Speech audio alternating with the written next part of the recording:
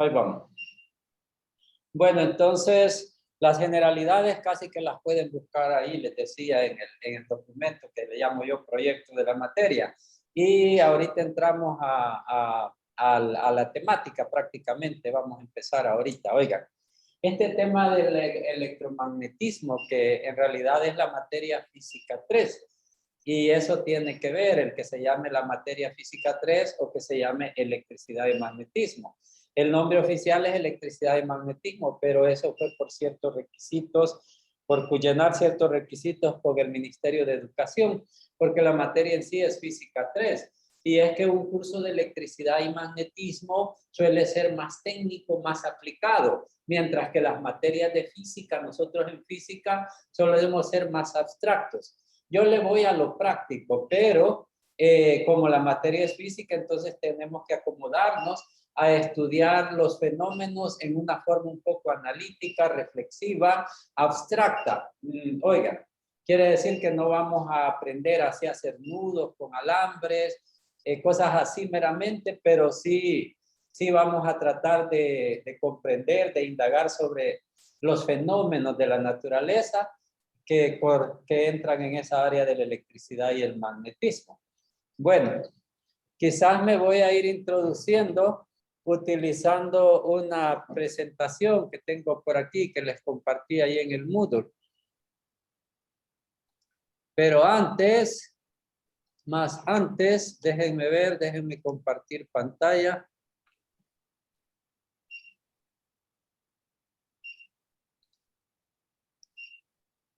Ahí os comparto pantalla. Y estamos aquí.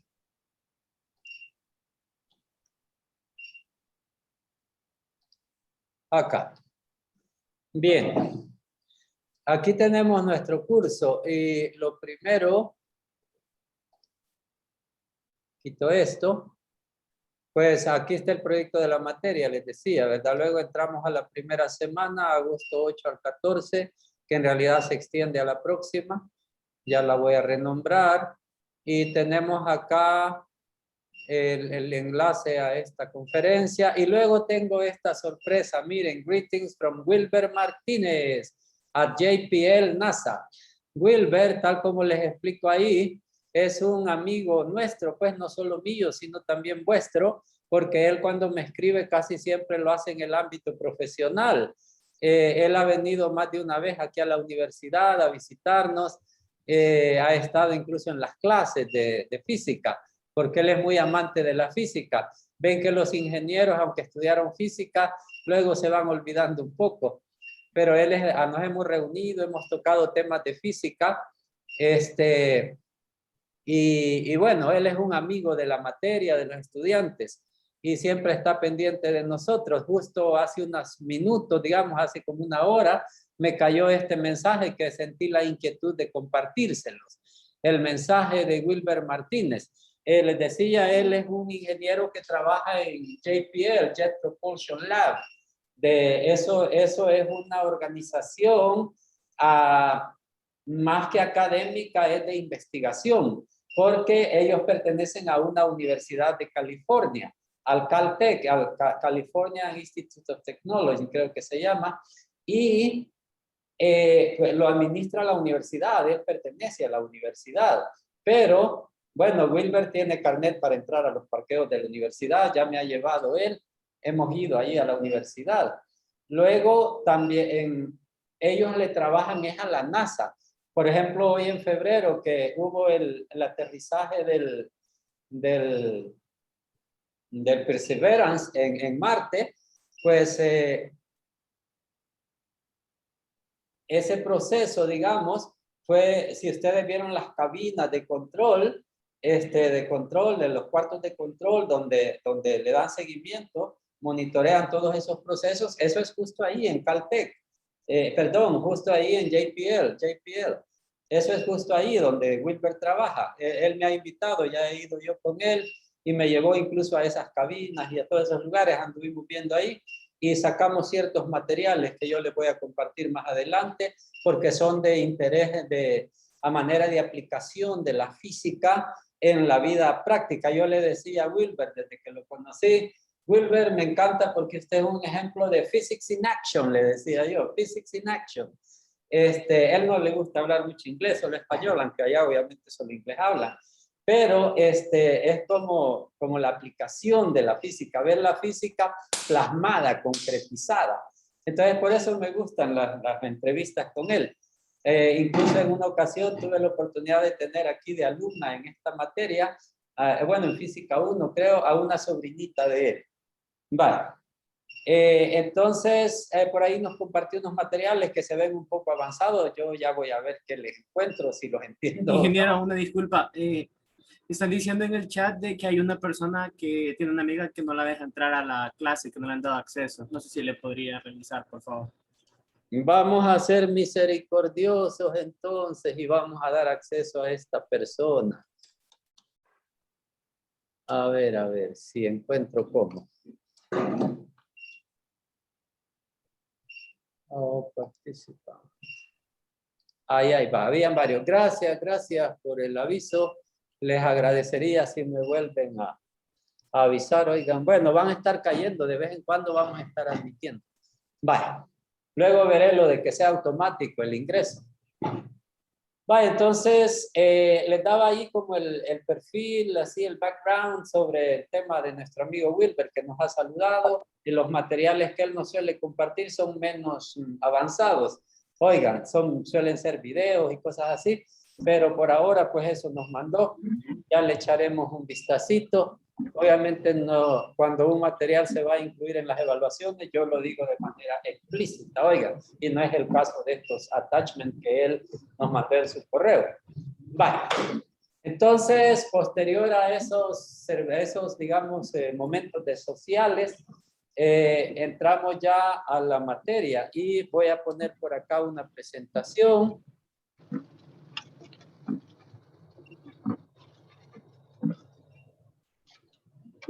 Acá.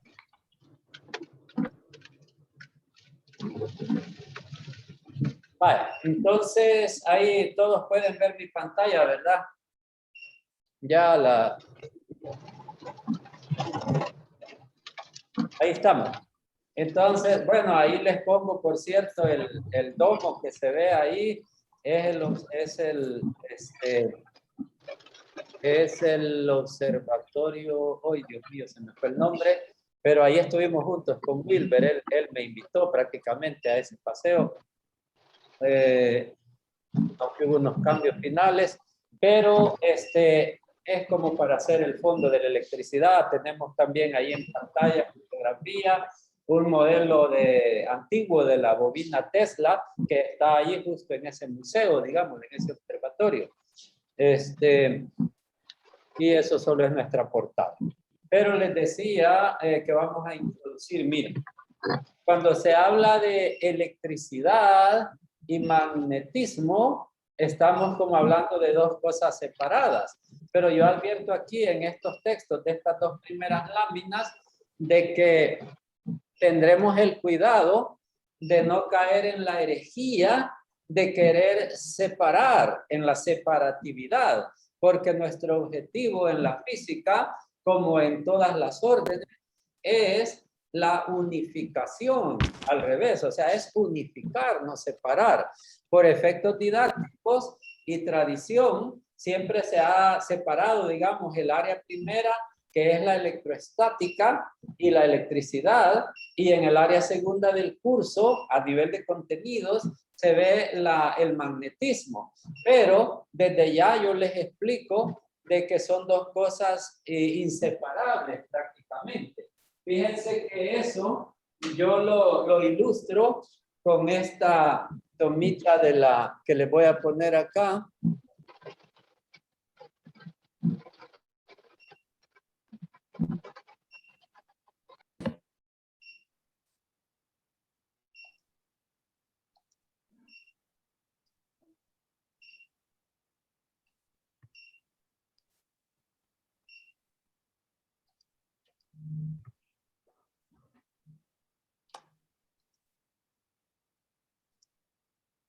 Ok.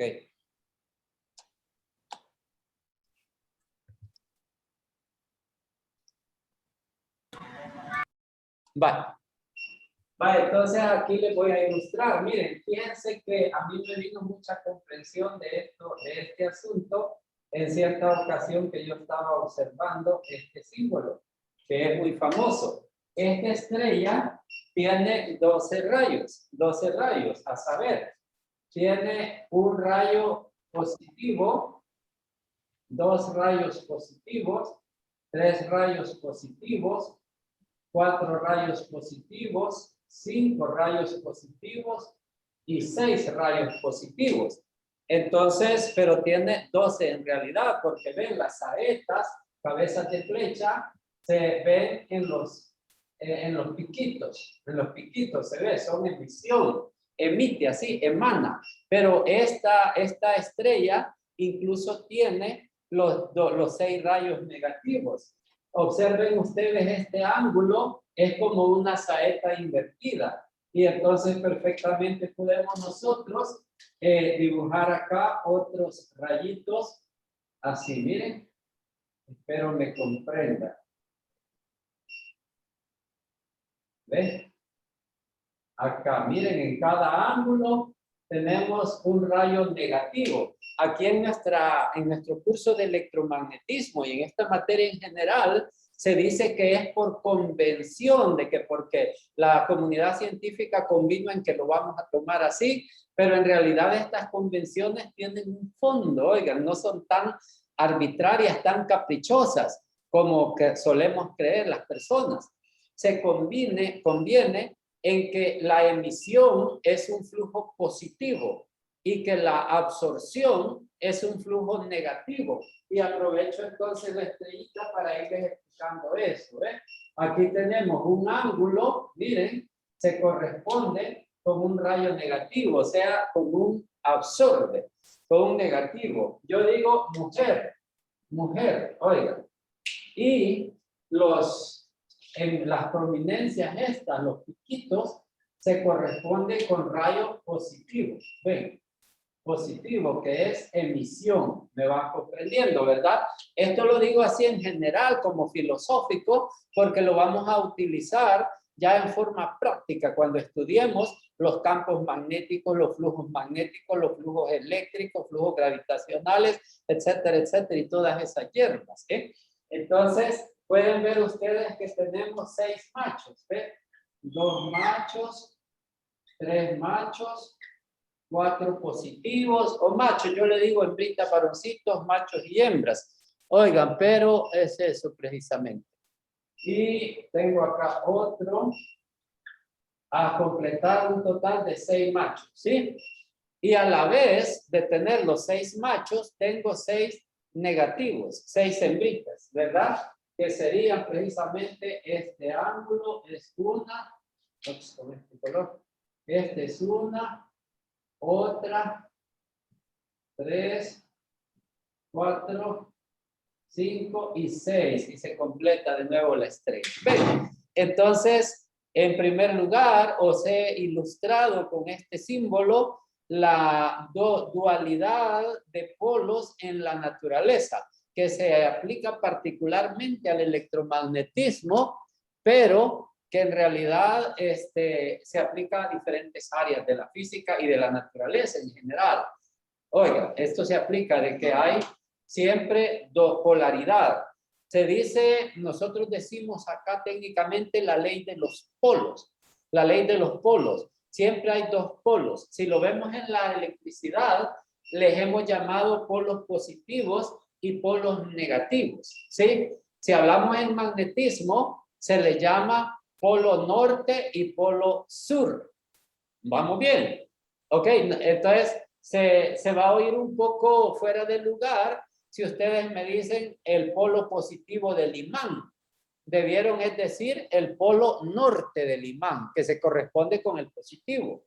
Entonces van a ir diferenciando eso. Pero de aquí estoy hablando en términos filosóficos, en general, en la naturaleza, en la física, encontramos siempre los 2 polos, que sería, yo les digo, hembras y machos. Hembra al negativo, al macho es el varón, le digo positivo. Pero por favor, las damitas, no negativo, en realidad no quiere decir malo, oigan. negativo quiere decir simplemente esa es su polaridad, su fuerza. Tremendas fuerzas atractivas, así como receptoras. Miren, el macho es precisamente representado el polo positivo con una lanza que emite, así, fuerza, emite, ¿sí? Un macho poderoso, ¿sí? Recordemos a Alejandro Magno y todos esos grandes hombres fuertísimos que ha habido en la historia, ¿sí? Un Hércules. Pero siempre a la par de un gran hombre ha estado una gran mujer. Siempre ha sido así, no hay excepciones. Entonces, ellas han sido, la hembra es como un poco más, menos visible, digamos, suele estar más latente, más poco manifiesta. Y entonces la hembra es el macho es una lanza, la hembra es el gomor, es la copa, es el receptor, ella recibe, ¿sí? Ella recibe, el hombre emite y la hembra recibe así. Es un receptor, un receptáculo, ¿sí? Es ese graal de los caballeros del siglo, de la Edad Media, ¿ve? Entonces, ahí están representados. Entonces, ahorita hemos hablado de que en la naturaleza vamos a encontrar la dualidad de polos, ¿sí? La dualidad de polos. Luego, la ley de los polos se dice, los polos iguales, los polos distintos, digamos, una hembra y un macho se atraen, se atraen. En cierta entrevista, Albert Einstein dice, el amor tiende a ser de dos seres, uno solo. Así lo dice Albert Einstein con esas palabras. Bueno, perdón, no son palabras literales. He tratado de recordarlas, pero no son exactas. Así creo yo. Pero así dice él, que el amor tiende a ser de dos seres, dice él, uno solo, como a unirlos. Ven, entonces, si lo vemos en el sentido humano, fisiológico, es natural, pues, un hombre y una mujer se atraen, quieren fusionarse y efectivamente que pueden lograr fusionarse, ¿sí? Como unirse totalmente, como un solo cuerpo. ¿Ven? Un matrimonio. Esa es la ley de atracción de los polos. Yo poéticamente, porque a mí me gusta utilizar un poco la poesía, el lenguaje poético, digo la ley del amor. Oficialmente decimos la ley de los polos. Oigan, entonces los polos iguales, sin embargo, esos se repelen mutuamente. Por ejemplo, les digo yo, si estamos sentados un grupo de niños en un auditorium y hay dos niños varoncitos a la par, se sienten incómodos, que no se quieren topar, ¿sí? Igual si son dos niñas, se rechazan. Ay, estas cheras sonreídas, que no sé qué. Hay un cierto rechazo natural, oigan. Y mientras que son los polos opuestos, una niña y un niño, el niñito se le acerca y que quiere acercar más todavía, ¿ves? Entonces, eso es algo en la naturaleza, eso se ve en todos los ámbitos de la naturaleza. Es lógico que ahí se los estoy enfocando en el ámbito sexual, ¿sí? Pero esa sexualidad existe también y eso es la electricidad en el fondo, esa dualidad de polos, que los dos polos, si son iguales, si estos polos son iguales, esto pues resulta que se repelen. Dos polos iguales, ¿ves? Se repelen, así no se topan. Pero si los polos son contrarios, son distintos, entonces hay atracción. Ahí armonizan y se atraen, tienden a unirse. Esa es la ley de los polos, así se llama. Segundo aspecto que he ilustrado filosóficamente con mi estrellita de 6 puntas. Tercero, esa herejía amenazadora de que les hablé al inicio en la lámina que acabo de presentar. No caer en la herejía de querer separar lo inseparable. A ver, ¿pueden ustedes separarme las hembritas de los machos de esa estrellita? Y alguien me trae a las hembritas en una mano y a los machos en otra. ¿Pueden hacer eso? Quiero escuchar sus opiniones, sus palabras, por favor. A mí me encanta que participen, no tengan miedo y suelo incluso premiar las participaciones. Bueno, buenas tardes, ingeniero. Hola, la señorita y luego el varón. Hola. Yo creo que si lo separamos ya no sería una estrella, ¿no? Ajá, no se puede. Ajá. Y ya nos dejaría de ser una estrella, me dice. Esperen que me voy a un pin de acá porque Espera un segundito y luego no te me olvides el compañero que iba a opinar. Remove pin. Vaya. Siguiente. Bueno, a mí se me ocurre que si le corta un solo triángulo, tendría un macho. Pero ¿cómo separar la hembra? Solo que si corta... No, pero sí, para sacar una hembra quedarían dos machos todavía. Si corta solo esos dos triángulos. Coge este macho y este otro macho, ¿no? Y este otro macho, y las hembras se fueron con los machos y fueron, vea que no se puede. Entonces, a mí me gusta mucho usar este símbolo filosófico, porque yo así entendí la inseparabilidad de lo inseparable cuando observaba así a manera estudiosa, a manera indagante, este símbolo, ¿sí? Ven, ¿verdad que no se puede, William? No. No se puede, o sea, no me pueden separar los machos de las hembras. Así es, damas y caballeros, la electricidad y el magnetismo, no las podemos separar, oigan. Y en futuro, más adelantito, creo que este mismo día, les voy a mostrar más específico con la electricidad y el magnetismo, esa inseparabilidad que tienen, ¿ok? Si me puede, William, confirmar que cuando yo estoy hablando en la pantalla principal se despliega mi imagen. ¿Es el caso o no? William. Yo no estoy muy seguro porque yo le di fijar antes y creo que lo tendría aún si no fuera así, pero yo creo que sí es así. Sí, A mí así me sí, aparece desde el ingeniero, sí se ve. principio. O sea, les pasa. aparece mi imagen como ventana principal cuando yo estoy Sí. hablando, obviamente, ¿verdad? Sí, ingeniero. Gracias. Si alguna anomalía, les seguiré agradeciendo que me la reporten. Oigan, porque estamos empezando, vamos empezando. Yo el Zoom no lo he usado mucho y etcétera, etcétera. Va. Seguimos entonces. Vamos a regresar a presentar esta cosita.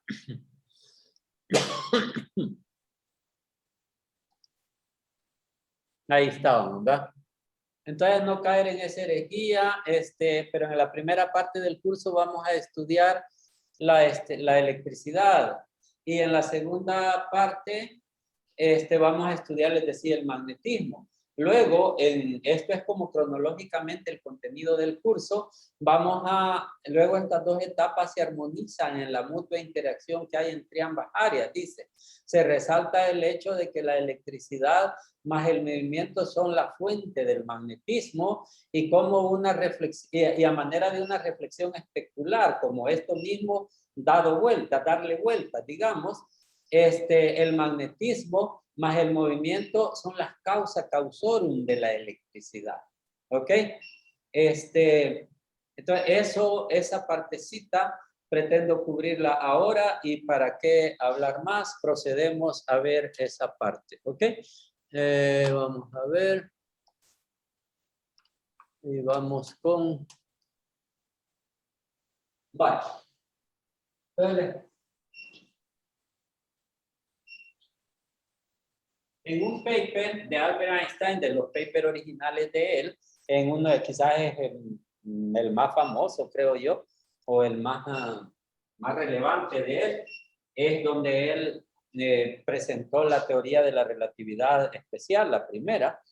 Entonces, él se introduce en la introducción del paper, él habla esto que ahorita les voy a explicar. Yo cuando estudio a maestros del orden de él, tengo el cuidado, porque estoy al tanto, de que ellos hablan con gran sabiduría y que cada palabra que ellos dicen lleva grandes y profundos significados y uno tiene que estar bien atento a tratar de captarlos. Es imposible captarlos para uno que es vulgar, pues, pero le echamos, digamos, a lo imposible lo posible y tratamos de entenderlo. Entonces yo me fijo en los detalles bastante, en lo que otros no se fijan y ahí encuentro como resultado cosas que otros no han visto de este tema de la física.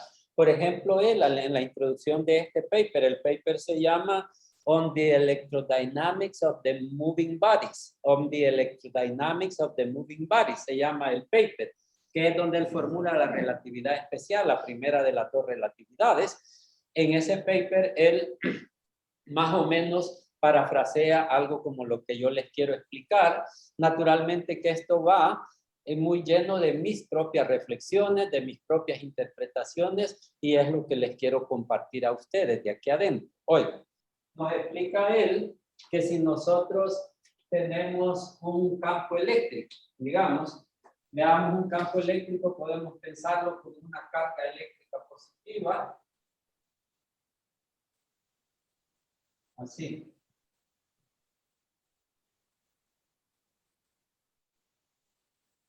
Positiva, ahí. Una carga eléctrica positiva que emana como un sol radiante. Alcanzan a ver la pizarra, ¿verdad? Sí, ingeniero. Gracias.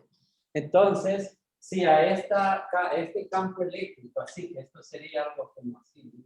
Así lo representaríamos, un campo eléctrico, y lo voy a representar en rojo. Si ese campo eléctrico lo dotamos de una razón de cambio de posición respecto al tiempo, fíjense, una razón de cambio de espacio respecto al tiempo, compréndanme por favor, tenemos las tres coordenadas espaciales y tenemos una coordenada imperceptible para nosotros, que es pues el tiempo, que ese es perpendicular a estos tres. Y por lo tanto ese se mueve, traten de sentirlo, traten de comprenderlo, esa coordenada va a lo largo del tiempo en sí. Digamos, cuando yo dibujé esto, es un tiempo pretérito. A este momento que está ahí el dibujo, ha cambiado. Entonces, muévanse a lo largo de esa línea, de la línea del tiempo. Esa es la cuarta coordenada del espacio. Y entonces, si ustedes ven las coordenadas espaciales respecto a la coordenada temporal, que esa pues es imperceptible para nuestros cinco sentidos, nosotros lo que no lo percibimos, el tiempo como tal. Y el resultado es de que eso es lo que nosotros decimos el movimiento. El movimiento para nosotros es la razón de cambio de las coordenadas perceptibles respecto a la desconocida, a la imperceptible, que es el tiempo. Así váyanme comprendiendo o switchando la comprensión de lo que es el movimiento para no limitarse a un espacio tridimensional euclidiano como al que estamos acostumbrados. Bien, entonces si nosotros a este campo eléctrico lo dotamos de movimiento, para decirlo en palabras vulgares, entonces quiere decir que le damos una así, ¿ve? Así, ¿ve? Esa V vector, utilizando vuestro lenguaje matemático, para lo cual creo que es una fortaleza en vosotros. Entonces, eso es una razón de cambio de espacio respecto a tiempo, ¿verdad? Entonces, le doto de movimiento. Es una razón de cambio, así. Entonces, ¿cuál es el resultado? Bueno, podríamos visualizar la traza. La traza sería la trayectoria de ese campo eléctrico a lo largo del tiempo. La traza, la trayectoria. En torno de la traza, nos dice Einstein, se arremolinan, en torno de la traza se arremolinan campos magnéticos, así. ¿Ven? O sea que los campos magnéticos circulan alrededor de la trayectoria, así alrededor de la línea. Si nosotros le viéramos en representación de líneas de fuerza, son como así círculos, líneas circulares, concéntricas y muchas. O sea, el espacio está lleno de esas líneas. Hay una línea concéntrica más grande, más grande, más grande, así. Y también para allá hay más líneas, para acá hay más líneas. Entonces, el espacio está lleno de líneas de fuerza, se le dice, que son estas que acá les estoy representando, así, ¿ven? Así. Y esto que tenemos acá es, pues, represento así, ¿ven? Un campo magnético. Todos ustedes habéis cogido un imán y habéis jalado clavitos, ¿verdad que sí? Entonces, eso es el campo magnético, eso que atrae los metales, el hierro. Entonces, cuando un campo eléctrico se le provee de movimiento, el resultado es que en torno de la traza se arremolinan campos magnéticos. Entonces yo, en mi reflexión y en mi postulación, digo, bueno, damas, caballeros, esto lo puedo resumir en una fórmula. Claro, en una fórmula que yo digo así. Si tengo electricidad, campos eléctricos, ¿ok?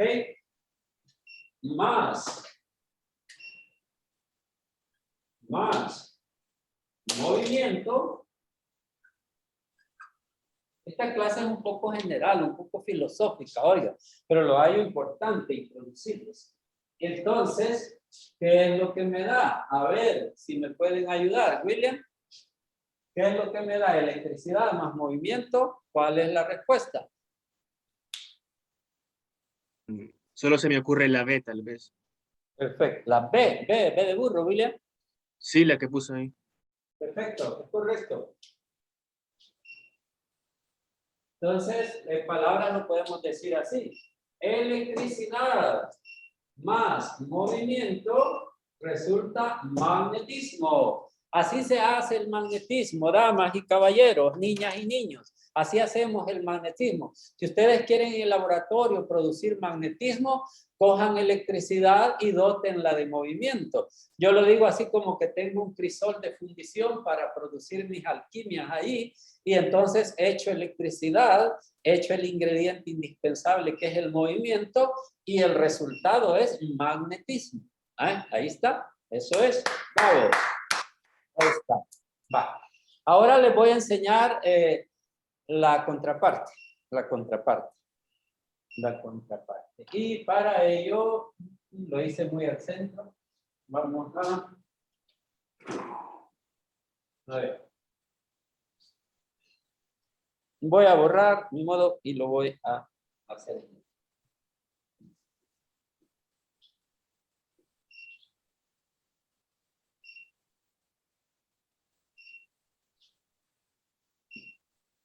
Ahora, siempre tenemos una traza, una trayectoria, así, y cogemos es un campo magnético. Por ejemplo, el polo norte de un imán. Y vemos que de él emanan líneas de fuerza, líneas de campo magnético.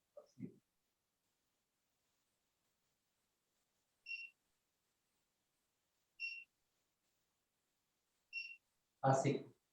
Entonces lo que tenemos acá es magnetismo. Tenemos un campo magnético, ¿sí? Y le dotamos, como era de esperarse, de movimiento. De movimiento. ¿Veis? Ahora hacemos lo contrario. Antes movimos un campo eléctrico. Ahora movamos un campo magnético. ¿Qué es lo que obtenemos? ¿Alguien puede adelantarse?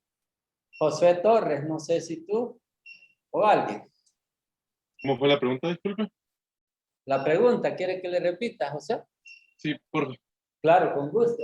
Decía, en el anterior teníamos un campo eléctrico y le sumamos movimiento y nos resultó magnetismo. Ahora tenemos campo magnético y le agregamos movimiento, como que tengo el crisol de fundición, he hecho campo magnético y he hecho movimiento. ¿Qué obtengo como resultado? ¿Puedes predecir? electricidad. Electricidad, ¿en qué forma la podríamos ver? Así, geométricamente. Muy bien, José. Teóricamente. Geométricamente, porque antes dije, aquí se arremolinan en torno de la traza los campos magnéticos. Dije antes, ¿qué tendría que decir hoy? Ajá. Pues son vectores, ¿no? Solo, Más o menos, sí. ah, Podría ser lo mismo, José. ¿Crees que sea lo mismo? Que se arremolinen campos eléctricos en torno de la traza. ¿Crees que pueda ser así? podría ser, ¿no? Sí, efectivamente así es. Así nos lo dice Einstein en ese paper. Oigan, tratemos de tener aquí no solo el cuerpo, sino también toda la parte cognitiva nuestra. Oigan, eso es un esfuerzo. Sé que pedir mucho porque esa disciplina nadie la tiene. Oigan, esa disciplina hay que desarrollarla, se dice concentrarse en lo que estamos. Oigan, vale, entonces tengo campo magnético y movimiento, entonces eso lo puedo escribir acá en fórmula. Tengo campo magnético y tengo también movimiento. Entonces, es fácil inferir de que el resultado va a ser electricidad. ¿Verdad? electricidad.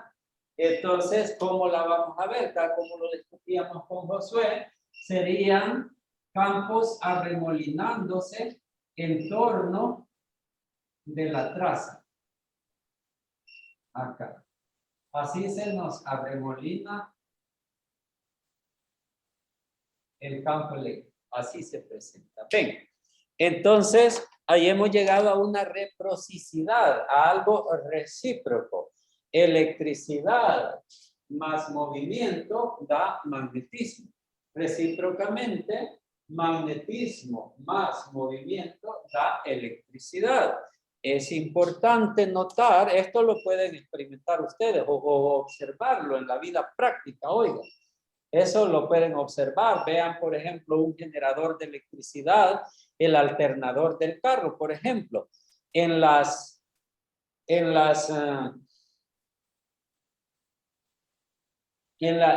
generador del carro, en el generador de electricidad, pues lo que hay es campos magnéticos en movimiento. Para que se produzca electricidad, sí es requisito que tengamos aquí un conductor, como por ejemplo alambres de cobre enrollados. Es necesario tenerlos aquí para que se generen esos campos. Si no está el conductor, normalmente no se presenta. También quería que observen este puntito, ¿ves? ¿Qué papel juega el movimiento en estos dos fenómenos? Miren, es como el factor común, el ingrediente común, el ingrediente indispensable en ambos fenómenos. ¿Ven? Y que ellos como que pivotean en torno al movimiento. Si yo tengo magnetismo con movimiento, brota electricidad. Y si yo tengo electricidad con movimiento, brota magnetismo. Ellos pivotean en torno al movimiento. Y les advierto que no son los únicos fenómenos. Casi yo he llegado a la conclusión por mis análisis y reflexiones de que todos los fenómenos giran en torno del movimiento. El movimiento es como la base del universo. Es en torno del movimiento el universo se genera. Este es un universo, decimos, relativista, tal como lo estableció Albert Einstein, porque se basa en la relatividad. Todo existe en base a la relatividad, porque para que haya movimiento tiene que haber relatividad. Así se decía, la Tierra es el centro del universo, teoría geocéntrica, ¿verdad? Luego se dice, no, estabas equivocado, el Sol es el centro del universo, del sistema solar, pues. Es el Sol el centro del universo, teoría heliocéntrica, o sea que la geocéntrica estaba mala y la heliocéntrica está buena. Mentira, yo no acepto eso. Las dos están buenas. Porque todo es relativo de donde lo miras. Es más, lo geocéntrico tiene más sentido. Todos vemos que el universo entero se vuelca en torno de nosotros porque nosotros somos el centro del universo. Y eso lo dice, lo recalca Wilber, el amigo que nos escribió, en el primer párrafo de su correo que nos envió, si se fijan. Ahí lo dice él y yo lo secundo también. Todo el universo gira en torno de nosotros, del planeta, podemos decir, somos geocentristas, sí, pero puedes cambiar la perspectiva y verlo heliocentrista. Claro, tiene sus propósitos. Entonces, aquí para nosotros no existe lo bueno y lo malo, de que la teoría heliocéntrica es buena y que la geocéntrica es mala. No, para nosotros en ciencia no existe lo bueno y lo malo. Para nosotros bueno es lo que esté en su lugar. Fíjense ese postulado que acabo de dar. Lo repito. Para nosotros bueno es lo que está en su lugar. Consecuencia lógica, a manera de corolario podéis inferir de que malo es lo que está fuera del lugar. Por ejemplo, ¿el fuego es malo o es bueno? Bueno, en la estufa, en la cocina, el fuego es bueno. Ahí cocemos frijolitos, cocemos lechitas, platanitos asados, etcétera, ¿ves? Pero el fuego en la sala de la casa, en los sillones, ahí es malo, es destructivo. Entonces, bueno es lo que esté en su lugar. El fuego no es malo ni bueno.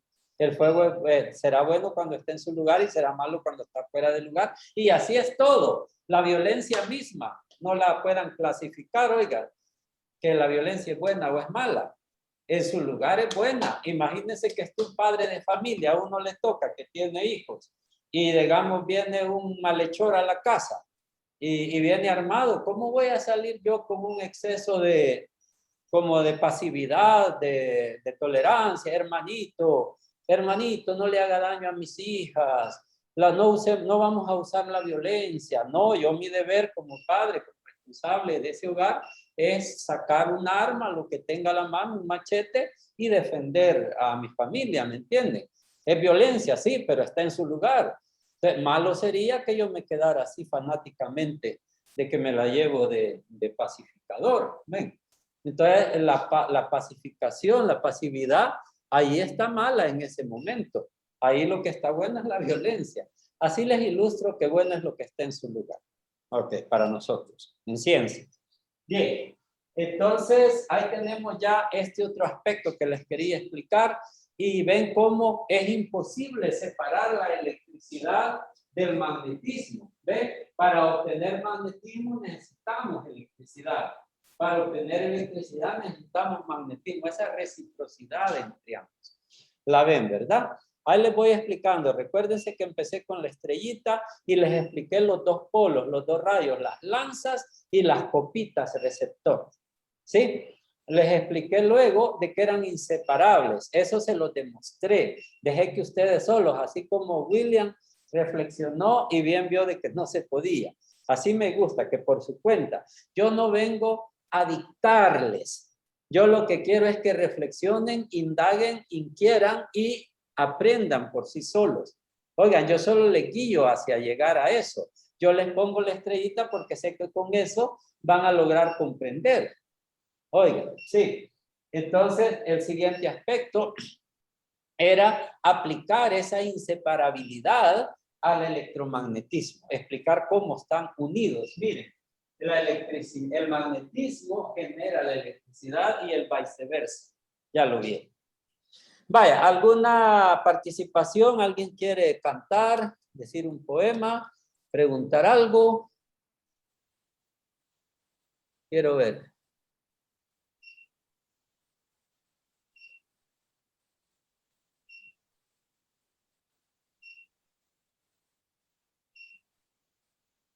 Voy a atender preguntas del chat. ¿Por qué física 3 sale antes de la 2? Fíjense que ese es tema de que aquí se flexibilizaron un poco en la UCA, eso es muy bueno. Ser flexible, yo apoyo y aplaudo eso. Si la física 3 no tiene de prerequisito a la 2, excepto por un temita baboso por ahí, es mejor que no la entrampemos, pues, porque ponerle prerequisitos a una materia te la entrampa. Qué bonito que ninguna tuviera prerequisito y vos arreglás tu pensum como querrás. ¿Les parece? Entonces, en miras de lograr eso, fue un gran paso que se vio de que la 3 no necesita estrictamente de la 2, entonces se liberó. Luego, dice, importante es la familia, estoy de acuerdo, pero no vi el contexto. Sesión. Ay, me cuesta ver esto. Vaya, voy a ver acá.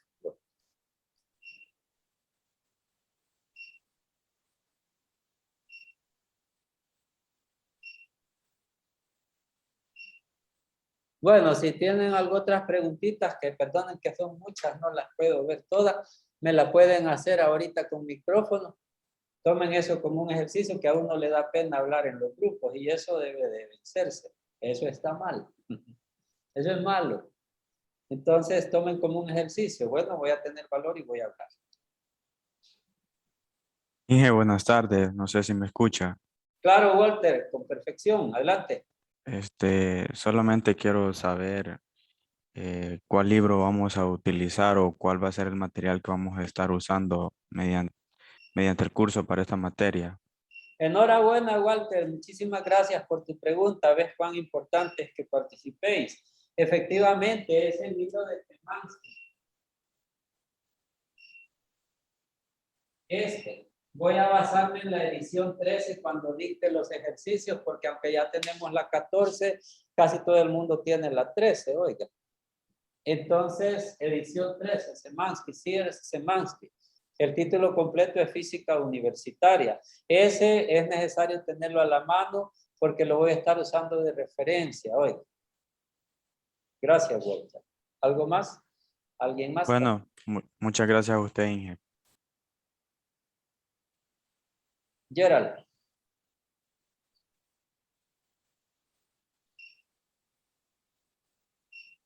¿Ninguna otra preguntita?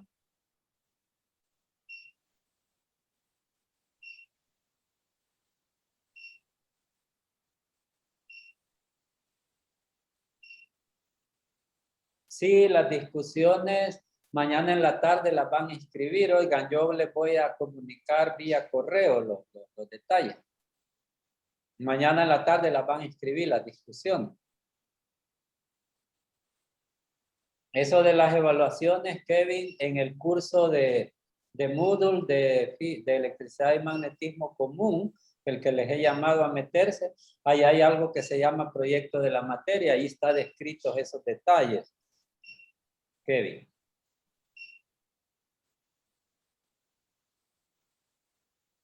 Se les irá contactando, oigan, tenemos grupo de Facebook, ahí se van a ir anotando, se les va a ir diciendo, cuando ya tengan su instructor, él les va a dar más detalles. Sí, las discusiones tienen una ponderación del 15%, no estamos del todo seguros, pero algo así creo que va a ser. Y pues yo yo estudié aquí física y yo no iba a las discusiones porque mi método de estudio no se adaptaba para eso. Yo estudiaba una semana antes del examen, empezaba a estudiar y me funcionaba, entonces no iba a las discusiones porque solo los ceros sacaban los examencitos.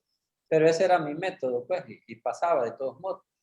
Entonces, ¿son obligatorias? Pues para mí eran obligatorias, pero no iba. Entonces, depende de ustedes. Yo no las ocupaba en mi caso, pero eso es muy...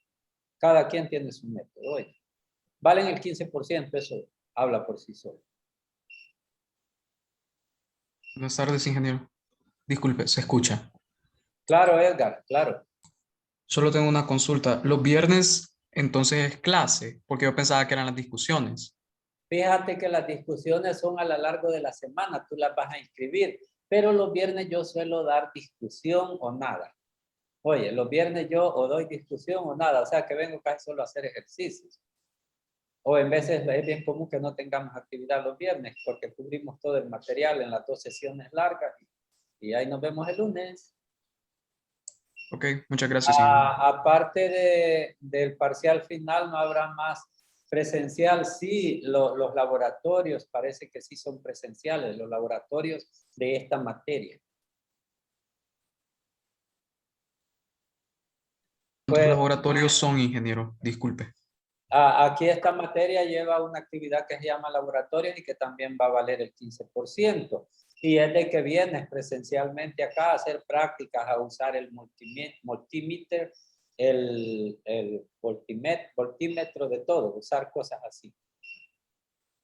De electricidad, que te agarre la corriente. Puntos por participación, sí, a mí me gusta dar puntos por participación, oiga. Me gusta que participen y es una manera de motivarlos y de ayudarles que en veces le hacen falta chinchitas ahí para pasar. Ingeniero, arriba preguntaron de que cuál de las 3 materias de física era la más difícil. Ahí depende de tus gustos. Para mí es la 2, pero a los de química, por ejemplo, es la que más les gusta. No, la 1. Bueno, la UCA creo que como la dan, la 1. ¿Verdad, José? Cabal. A mí esta es la que más me gusta y no es la única que he trabajado.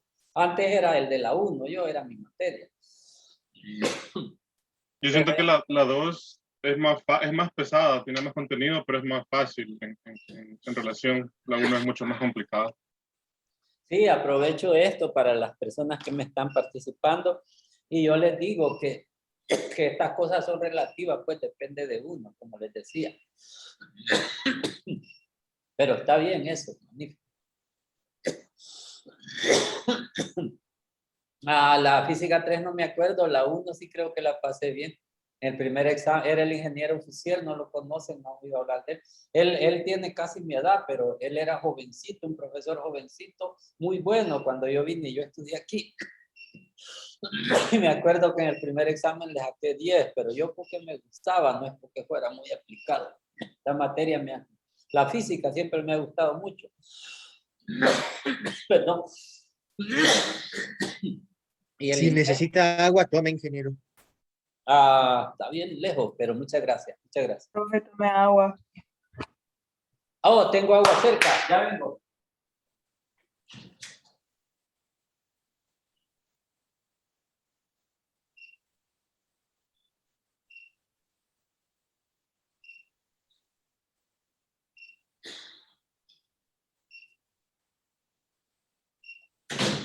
Gracias, gracias, ya los empiezo a sentir con más familiaridad. No me acordaba que ahí tengo mi tecito de hierba.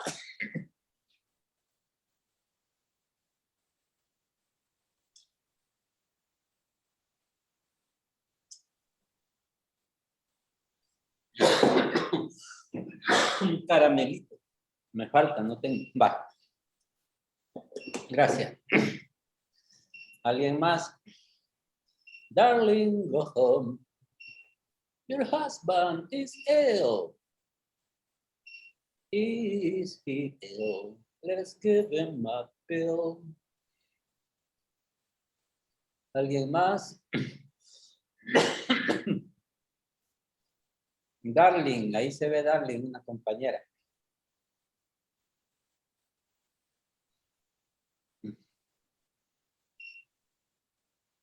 Bien, entonces recapitulamos, continuamos. Si no hay más que preguntar. Acabe. Comparto la presentación para darle seguimiento.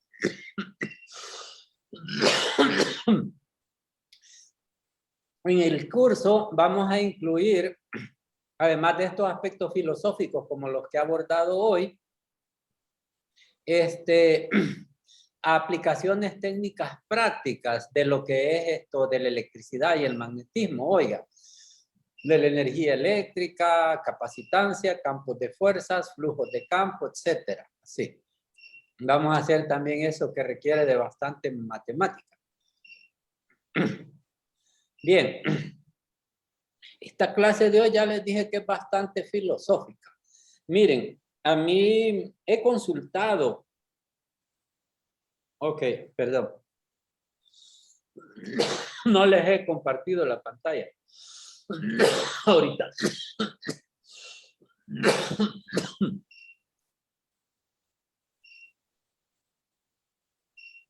Ahí estamos. Consultando este libro que menciona aquí en la referencia, véanlo.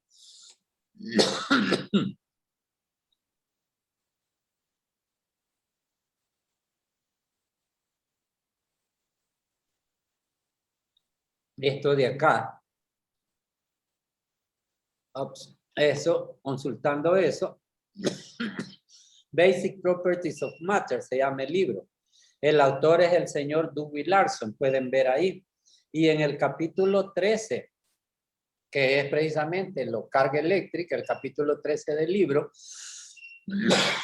el señor Dewey Larson empieza su exposición llamándonos a reflexionar sobre estas preguntas.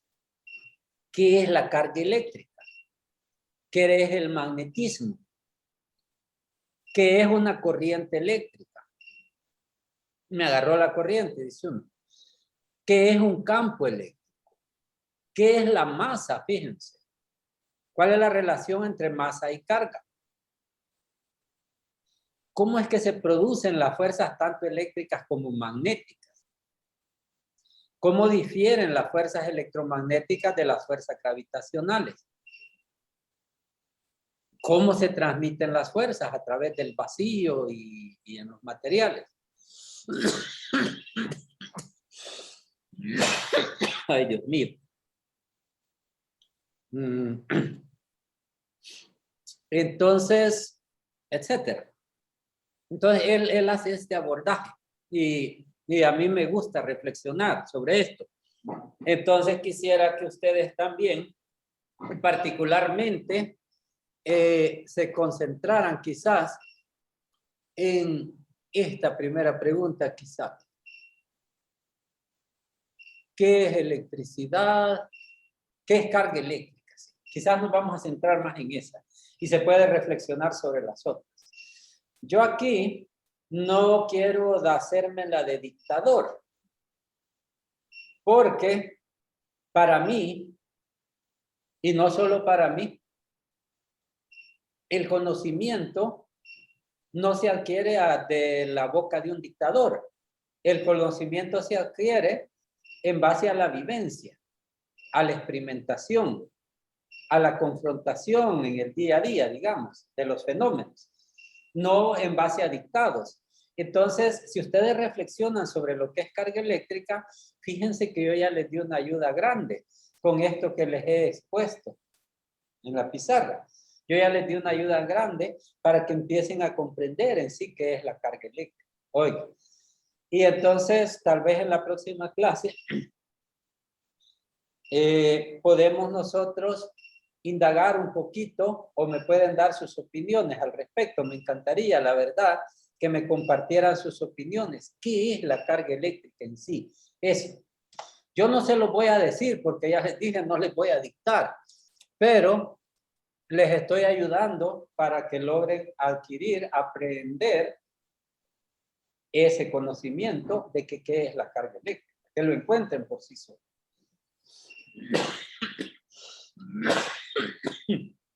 Bien.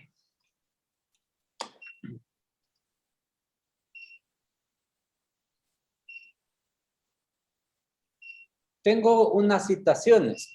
Como estamos ahorita, ok, damas, caballeros, estamos ahorita con el señor Dewey Larson. Él tiene otro libro, vieron que el anterior se llamaba Basic Properties of Matter. Y este otro libro, ay Dios mío, del señor Dewey Larson, se llama, ahí lo tienen, Nothing But Motion.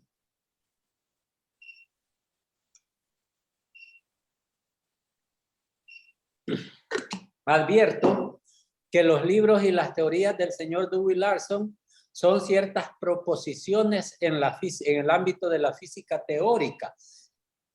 Así como cuando se habla, por ejemplo, de teoría de cuerdas, son teorías. Oiga, una cosa son teorías y otra cosa son hechos comprobados. Por ejemplo, eso de... Y a mí la verdad no me cae muy bien cuando veo que las personas siempre se basan en teorías para formular argumentos, cuando las teorías, por el hecho de no estar comprobadas, no debieran utilizarse para formular argumentos, salve en el caso que digas, si fuera cierta esta teoría, entonces podría ser que tal o cual cosa, ¿ves?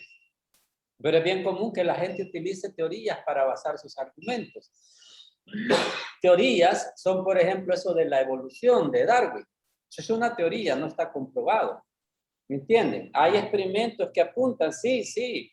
Siempre se creyó que la luna era un pedazo, un gran guijarro de la Tierra desprendido por el choque de un cometa gigante, que hasta se mencionan nombres por ahí, el cometa Condor, que chocara hace millones de años con la Tierra, pero lamentablemente cuando el Apolo 11, pues todas estas teorías se vinieron abajo porque sonaba muy bonito, que sí, que la luna es un pedazo de tierra que se desprendió.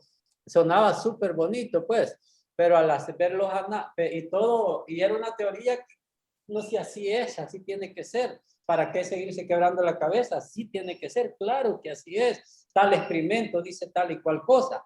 Pero ¿qué tal cuando vienen los guijarros de la luna en el Apolo 11 y ya se pueden hacer muestras de datación? Y se mira pues que la luna es más vieja que la Tierra. ¿Entiendes? Entonces todos esos castillos de naipes se vienen al suelo. Esas teorías.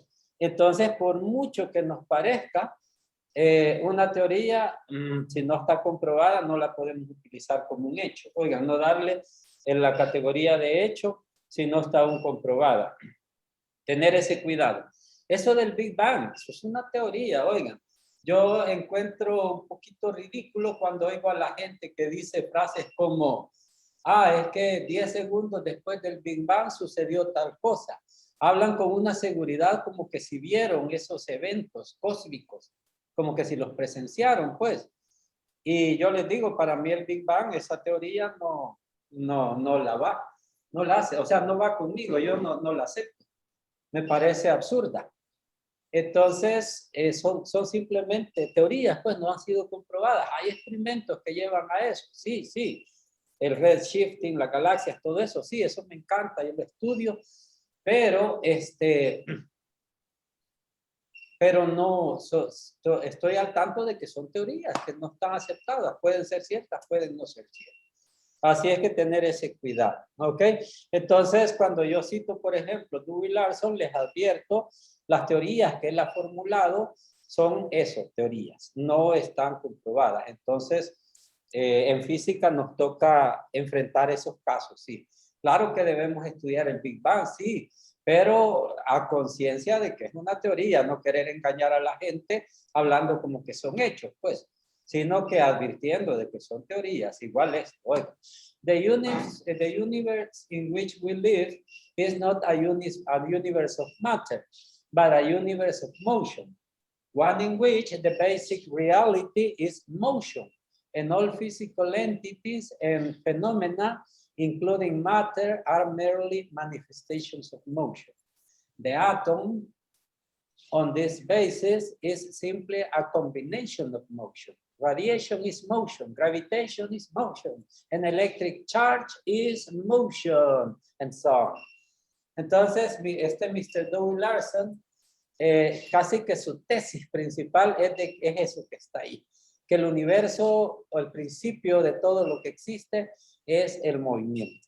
Así lo dice él, por eso me interesó y por eso lo encontré, porque él se basa en eso, oigan, y he estudiado un poco sus exposiciones y donde él ahonda, digamos, cómo es la electricidad, la carga eléctrica basada en el movimiento. Tengo otra citación más adelante. Esta, si se fijan abajo dice Albert Einstein. Go, por Giovanni Papini, entrevista a Einstein, publicada en Ciudad Seba. Entonces, alguien me dijo alguna vez, ese libro Go, esa es una novela, así como la Divina Comedia, que es una novela, pues. Pero muchos sabios escondieron sus enseñanzas tras el velo de una novela. Oigan, ¿y cómo yo voy a saber si eso es novela o no es novela? Si me lo dice fulano o sutano o mengano, igual quedo, porque uno no debe comerle el cuento a nadie, pues. Entonces, no, igual quedo. ¿Cómo puedo hacer yo? Bueno, en eso ya fuimos orientados sabiamente y se nos dijo que por su fruto es que se conoce el árbol. Entonces, ante semejantes palabras que uno no puede menos que postrarse, podemos ver de que ¿cómo juzgo yo si esto que está escrito aquí es novelería o son realidades científicas? Bueno, eso, los estudios, lo que está ahí, veo cuán real es eso, cómo se ha cumplido, cómo se ha movido. Esto fue escrito hace casi 100 años. Entonces, ¿qué ha pasado de entonces para acá? Desde hace mucho tiempo, Faraday había establecido la identidad de los fenómenos eléctricos, dice Einstein, y de los magnéticos. Y más tarde los experimentos de Maxwell y Lorentz han asimilado la luz, el electromagnetismo. Quiere decir que electricidad, magnetismo y luz vienen a unificarse en una sola palabra que se dice electromagnetismo. El electromagnetismo, verán en nuestro libro, incluye la luz, la electricidad y el magnetismo como una sola unidad indivisible, como ya les demostré en la grafiquita de Salomón. El sello de Salomón, la estrellita, así se llama, sello de Salomón. Permanecían pues opuestos en la física moderna solo dos campos, el campo de la gravitación y el campo electromagnético. Pero he conseguido finalmente demostrar que también estos constituyen dos aspectos de una realidad única. Es mi último descubrimiento, la teoría del campo unitario.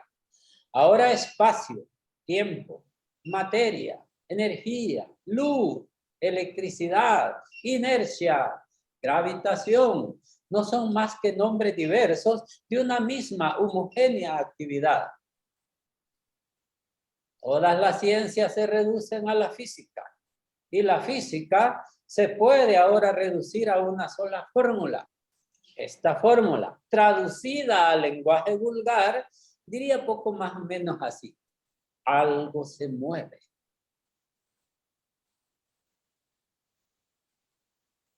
Estas tres palabras son la síntesis última del pensamiento humano.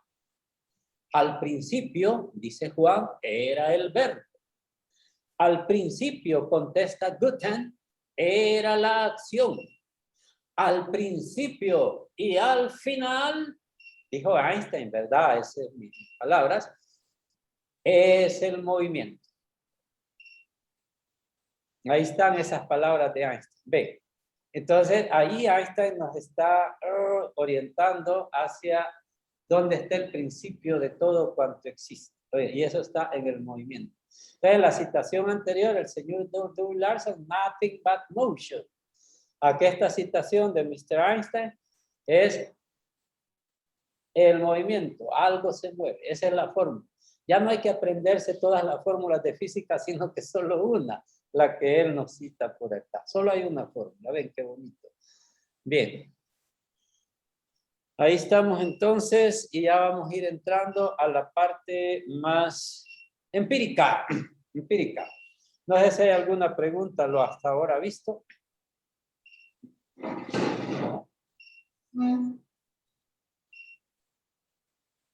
Repito, yo no quiero que de aquí ustedes salgan diciendo, oh, el principio de todo no es una partícula, sino que es el movimiento. ¿Por qué? Porque Grande dijo así.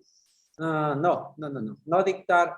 Ustedes saquen sus propias conclusiones, yo les oriento y al final pues puede ser que no es así porque les advertí, estas son teorías. Aunque lo que dice Einstein está demostrado que no eran teorías. Aunque se creyeran que eran teorías, en realidad eran siempre hechos, realidades, porque nunca le han podido sacar. Hay muchos en YouTube que dicen que le han sacado errores a Einstein, pero fácil es decirlo. Oigan. Él, debido a su humildad, entiendo yo que en una ocasión dijo, es el peor error de mi vida, cuando hablaba de la constante cosmológica.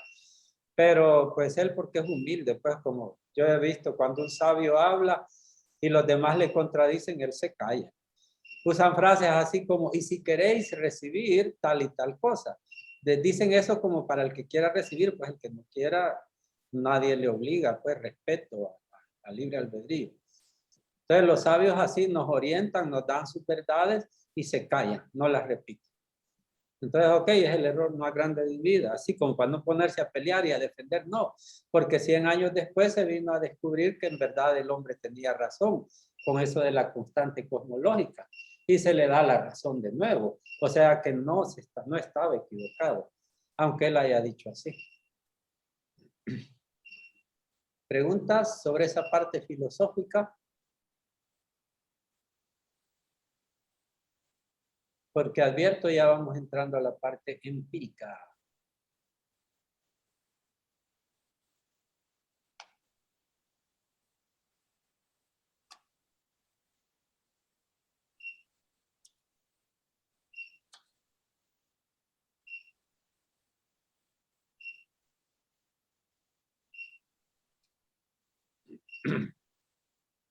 Vale.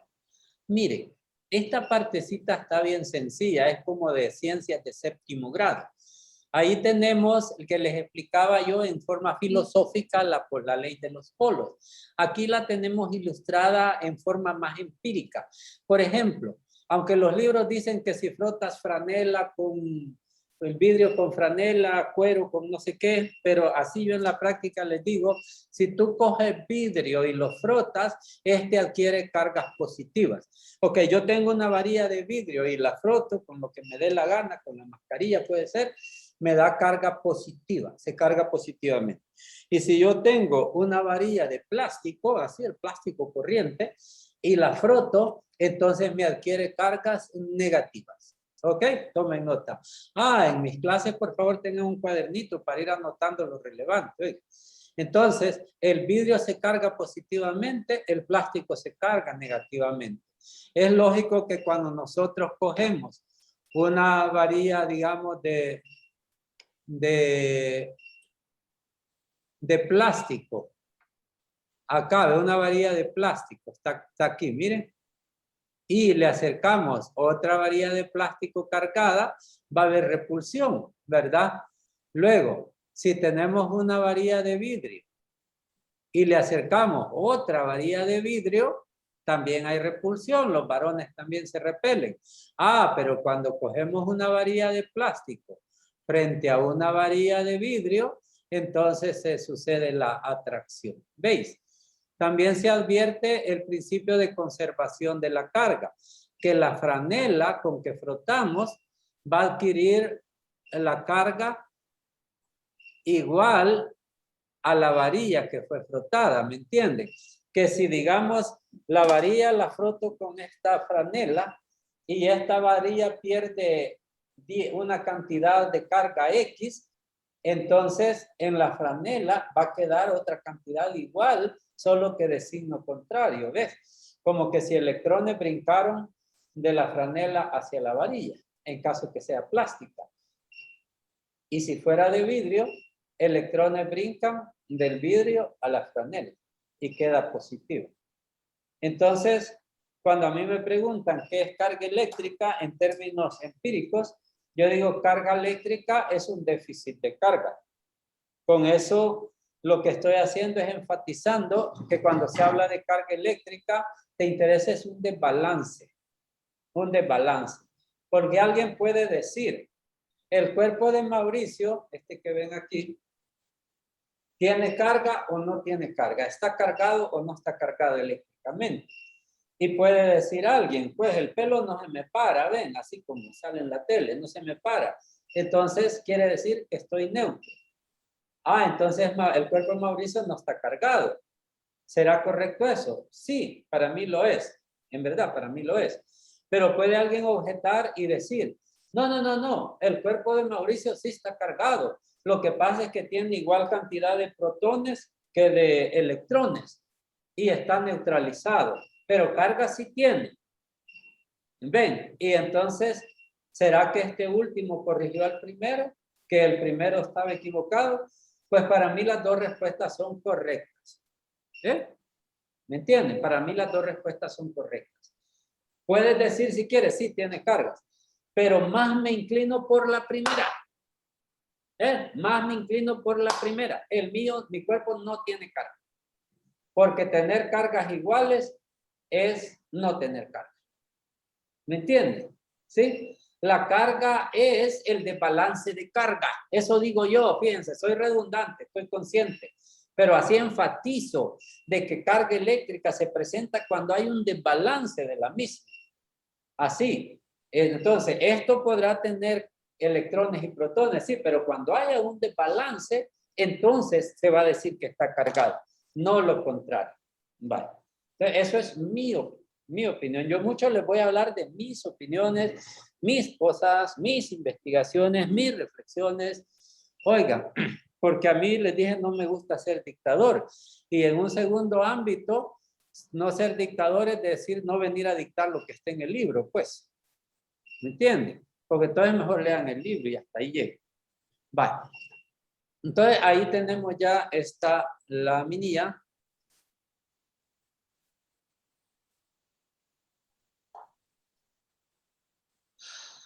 Y vamos a ver aquí algunos experimentos y su lógica, así como para ejercitar. Repito, estas son clasecitas de ciencias de tercer ciclo, pero vamos a meter algo de esto en el examen. Así es que quiero que como recordarlo, digamos. La principal se las expliqué cuando les expliqué los aspectos filosóficos de la estrella y todo eso. Pero aquí son aplicaciones un poco empíricas. Por ejemplo, en la gráfica A, dice que estamos ilustrando la conducción. Ese clip, el copper wire que dice ahí, el clip, ese conduce la electricidad desde la varilla hasta la pelotita metálica. Y entonces, como resultado en literal B, se puede ver de que la cosita metálica se cargó con una carga igual, porque parte de la carga de aquí se viene pues para acá. Como resultado, aquí tenemos tanto carga negativa aquí como aquí. Y eso se puede evidenciar en que se repelen. Ven, ven. ¿Sí? Estamos. Si nosotros a esa misma pelotita, esta misma, le acercamos una varilla cargada, entonces, pero positivo, una de vidrio, digamos, entonces la va a atraer. ¿Ok? Son aplicaciones.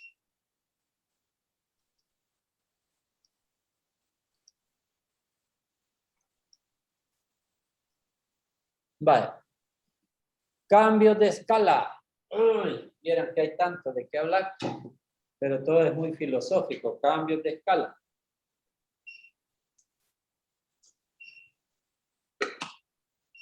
Yo hablo, por ejemplo, del mundo 10 a la 0. Así.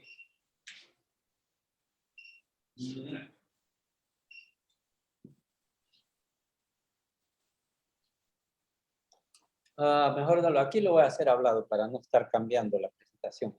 El mundo 10 a la 0 es, por ejemplo, 1 metro, 3 metros. Nuestra estatura, ¿cuánto es esta estatura? Es del orden 10 a la 0, porque, por ejemplo, tú me dices, yo mido 1.8 metros. 1.8 por 10 a la 0 metros. Si lo pasas a notación científica, ¿ves? Con un solo entero. 1.8 por 10 a la 0. Yo mido 1.5 por 10 a la 0, dice alguien. No hay alguien que no mida por 10 a la 0, no sé si me entienden. Somos del orden 10 a la 0. Pero si hablas de planetas, ahí es el orden 10 a la 6. Ya se habla de millones de metros. Por ejemplo, ¿cuánto es el vuelo transatlántico?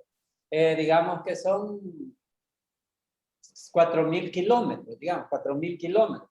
4 por 10 a la 3 kilómetros. 4 por 10 a la 3 kilómetros. O sea, 4 por 10 a la 6 metros. Un vuelo transatlántico, digamos, ¿cuánto es el radio de la Tierra? 4 por 10 a la 6 metros. ¿Me entienden? 4.000 kilómetros. O sea, 4 por 10 a la 6 metros. Entonces, cuando hablas de un planeta, estás hablando de un mundo del orden 10 a la 6. ¿Me vais comprendiendo? Si hablas de un sistema solar, otro orden superior. Si hablas de un átomo, llegaste al mundo 10 a la menos 10, por ejemplo. 10 a la menos 10. Y se habla de las partículas subatómicas, de las que componen al átomo, entonces habla del orden 10 a la menos 15. Entonces me van entendiendo en los órdenes de los mundos. Cambio de escala es pasarse a otro mundo totalmente. Para poder explicar el fondo de la electricidad o este fondo de la electricidad, porque hay otros fondos más adentro, entonces es necesario cambiarse a la escala de 10 a la menos 15 o 10 a la menos 12 o por ahí, por ahí. Ven, y eso lo tengo ilustrado en esta presentación, ¿verdad? Que ahí está, como les decía, clases de séptimo grado, ahí está el origen de la electricidad, que los protones por estar fijos al núcleo no se pueden desprender o adherir fácilmente. Entonces lo que se puede mover son los electrones. Cuando tú frotas una cosita, lo que hay es transferencia de electrones, pero no se puede decir los protones se transfieren porque esos están presos en los núcleos. ¿Ok? Y entonces si pierde electrones queda cargado positivamente, o sea, con exceso de protones. Si gana electrones, entonces queda cargado negativamente, con exceso de electrones. Y eso está así. Miren. Entonces,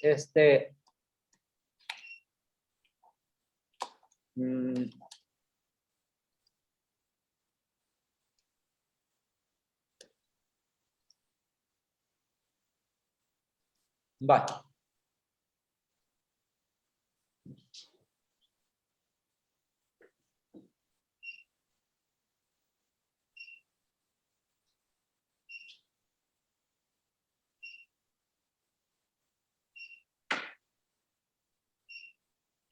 Vamos a representar un elemento químico de esta manera. Por ejemplo,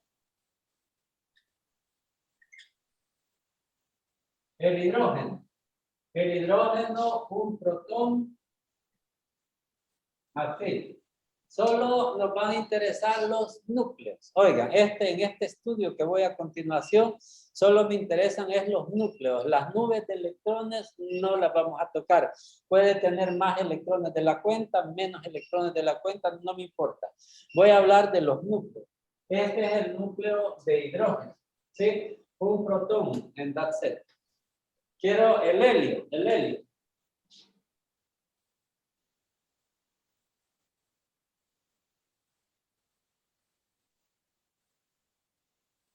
Así, ¿verdad? 2, 4. Quiere decir que, fíjense, esto de aquí sería el número atómico. Esto de aquí es el peso o masa. ¿Sí? Entonces, el número atómico del helio es 2. Significa que tiene una carga total de 2E. Y E es la de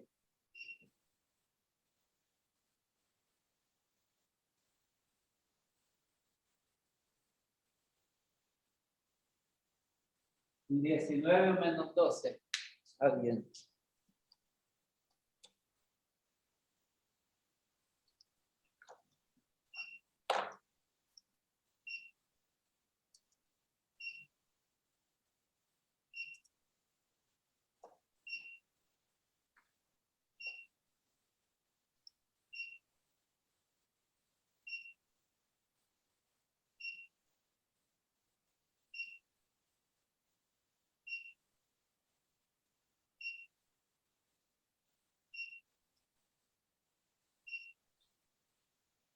Y las unidades son coulomb, ¿verdad? Coulomb es la unidad de medida de la carga en el sistema SI. Oigan, en el sistema SI, el coulomb es la unidad de carga, sí, el coulomb. Coulomb. Luego, el caso del helio tiene 2 protones, o sea, 2 veces E. El hidrógeno, su carga es igual a positivo 1E. Así, ¿ven? ¿Me entienden? Entonces, el peso. Lo que pasa es que el helio, además de sus 2 protones, lleva 2 neutrones. ¿Sí? Y entonces tiene un peso igual a 4. 4. ¿Sí? Su masa, pues, es de 4. Entonces, aquí estamos midiendo. La masa la medimos en Q más y la carga la medimos en unidades fundamentales de carga. O sea, en esta nomenclatura no medimos en sistema internacional, no medimos la carga en coulomb ni la masa en kilogramos, sino que la masa la medimos en UMAS y la carga en unidades fundamentales de carga, en E, donde la correspondencia de E con coulomb es esta, B. Entonces quiere decir que es E, es la carga que tiene un protón y también un electrón, solo que la del electrón es mujer y la del protón es macho. Ven, eso es E, son iguales exactamente. Entonces, la carga de un electrón y la carga de un protón son iguales en magnitud, solo que signos contrarios, exactamente iguales, hasta con las chinchitas más finitas que se quiera pensar. En cambio, las UMAS, la masa de un protón y la masa de un neutrón son iguales hasta cierto nivel de precisión, digamos como a los primeros 3 decimales. De ahí para allá difieren. No sé si me comprenden. La masa del protón y la masa del neutrón las vamos a tomar como iguales a este nivel de precisión. Vamos a usar un nivel de precisión bajo. De manera que este solo tiene una UMA, es ese protón que está ahí. Este tiene 4 UMAs, o sea, el peso de 4 unidades de masa atómica. 4 UMAs, ¿vamos bien? Entonces, así vamos a usar nuestra nomenclatura. Oigan, así vamos a usar nuestra nomenclatura. Luego, tenemos Voy a borrar esto, pueden tomar el screenshot para después no estar viendo todo el video. El deuterio, por ejemplo. ¿Cuál sería la representación del deuterio? El deuterio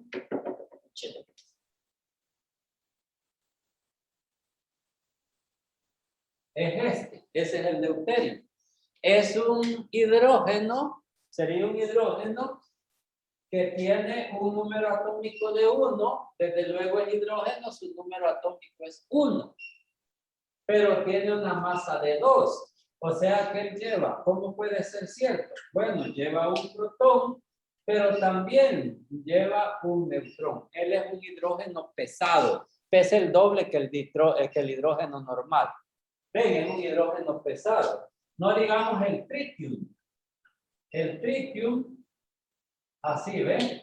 ¿Cuál sería el caso del tritium? El protón indispensable y 2 neutrones. ¿Sí? Entonces, la masa es 3, pero el número atómico es 1.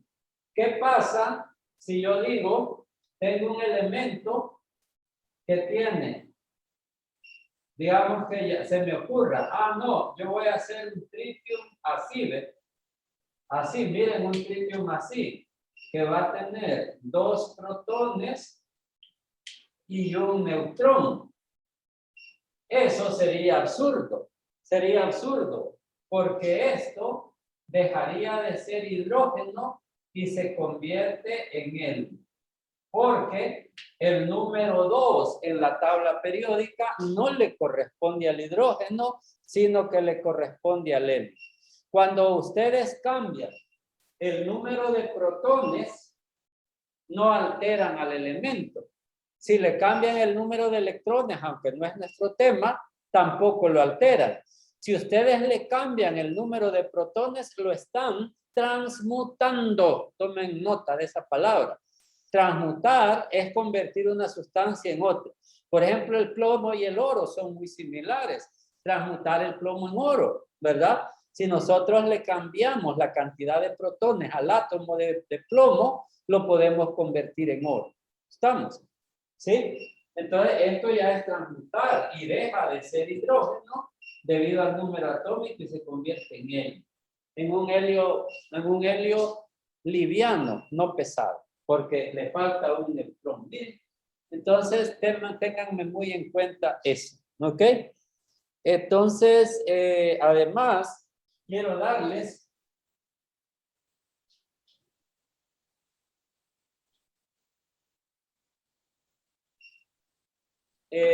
la despedida porque ya el tiempo se nos acabó.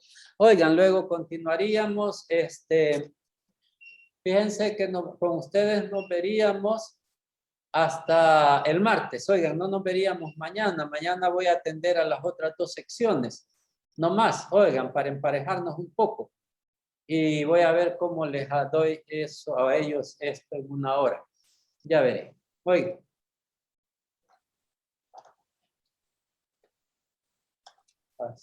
Muchas gracias entonces, Inge. Y una pregunta más. Claro, Walter. El video lo va a enviar